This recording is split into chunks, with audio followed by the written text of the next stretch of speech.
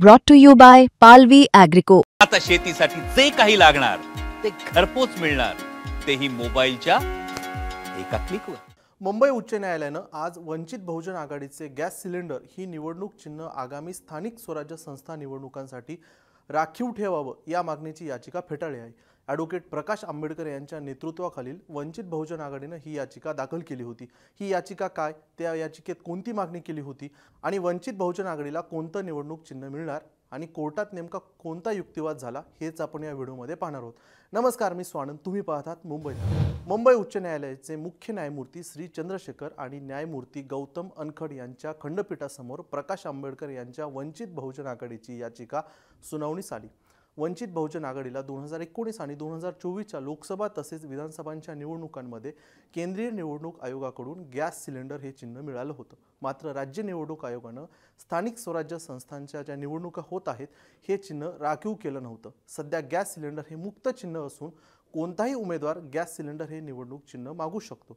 यामुळे वंचित बहुजन आघाडीला प्रत्येक ठिकाणी वेगवेगळ्या चिन्हांवरती निवडणूक लढवावी लागू शकते अशी भीती पक्षाला होती, त्यामुळे त्यांनी ही याचिका दाखल केली होती। त्यानंतर राज्य निवडणूक आयोगाची बाजू श्री ॲडव्होकेट सचिंद्र शेट्टे यांनी न्यायालयात मांडली। राज्य निवडणूक आयोग ही स्वतंत्र संस्था आहे। केंद्रीय निवडणूक आयोगाचे आदेश राज्य निवडणूक आयोगावर बंधनकारक नाहीत।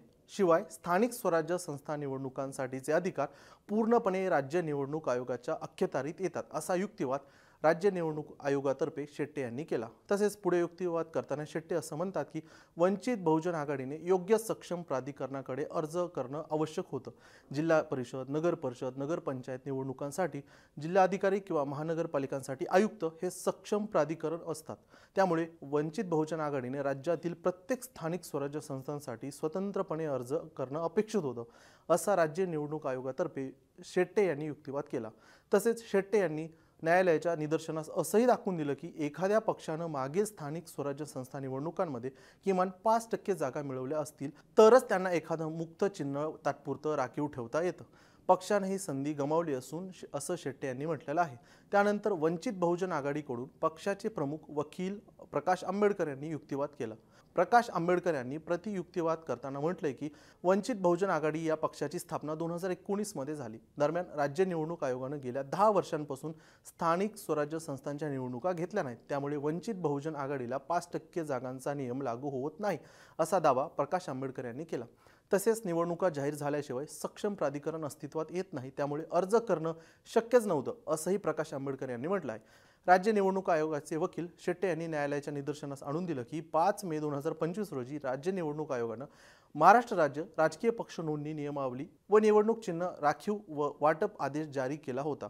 मात्र वंचित बहुजन आघाडीनं यात 6 महिने काहीच केलं नव्हतं।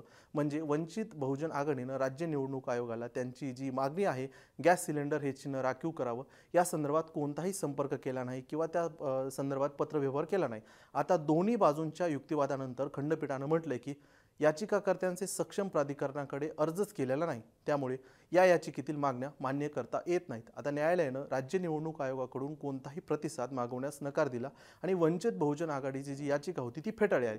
त्यामुळे वंचित बहुजन आघाडीला निवडणुकीपूर्वी मोठा झटका मिळाला असून त्यांनी आगामी निवडणुकीत गॅस सिलेंडर ही निशाणी त्यांना मिळणार नाही। आता या विषयावरती तुमच्या काय प्रतिक्रिया आहेत आम्हाला ह्या कमेंटमध्ये सांगा। बाकी सर्व राजकीय बातम्या आणि महत्त्वाच्या अपडेटसाठी तुम्ही पाहत राहा मुंबई तक।